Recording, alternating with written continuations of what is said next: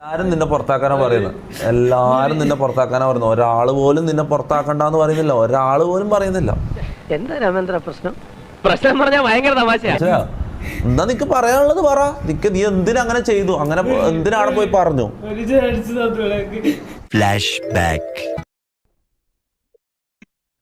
ജനലിലെറിഞ്ഞു കുളിക്കും, അതേപോലെ ഒളിഞ്ഞു നോക്കും, കുളിച്ച് അല്ല. അപ്പൊ അതൊക്കെ ഏത് പ്രായത്തിലാ അങ്ങനെയൊക്കെ ചെയ്തത്? അതെല്ലാം അതായത് എനിക്ക് ബുദ്ധി ഉണ്ട്, പക്ഷെ എന്നാലും ഒരു ഇതുണ്ടല്ലോ.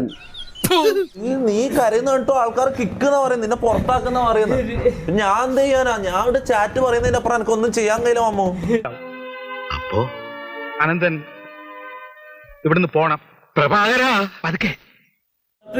നീ കരച്ചിൽ നിർത്തും. നീ എക്സ്പ്ലെയിൻ എന്താന്ന് എക്സ്പ്ലനേഷൻ കൊടുക്കാൻ ആൾക്കാർ പറയണം. ഇല്ല നീ അല്ലെങ്കിൽ നീ ഒന്നും ചെയ്യണ്ട. നീ ലൈവിലില്ല മമ്മോ.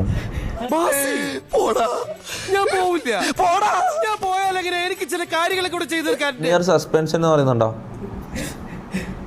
ഇല്ലടാ അങ്ങനെ വെറുതെ വിട്ട് കഴിഞ്ഞാൽ ഇവൻ നാളെ പിന്നെയും പോയിട്ട് എന്തെങ്കിലും ചെയ്യും.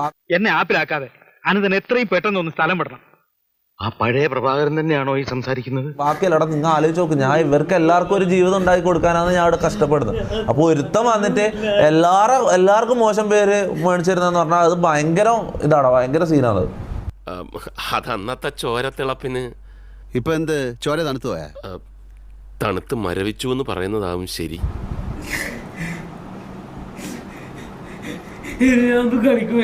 അങ്ങനെ പട്ടുകാരില്ല, എല്ലാരും കിക്കുന്ന പറയുന്നത്. സ്റ്റിൽ നീ കരയുന്ന കേട്ടോ ആൾക്കാർ കിക്കുന്ന പറയുന്നത്, നിന്നെ പുറത്താക്കുന്ന പറയുന്നത്. ഞാൻ എന്ത് ചെയ്യാനാ? ഞാൻ ഇവിടെ ചാറ്റ് പറയുന്നതിന്റെ അപ്പുറം എനിക്കൊന്നും ചെയ്യാൻ കഴിയില്ല അമ്മോ. ഞാൻ പോവൂല. നിന്നോട് പോകാനല്ലേ പറഞ്ഞത്?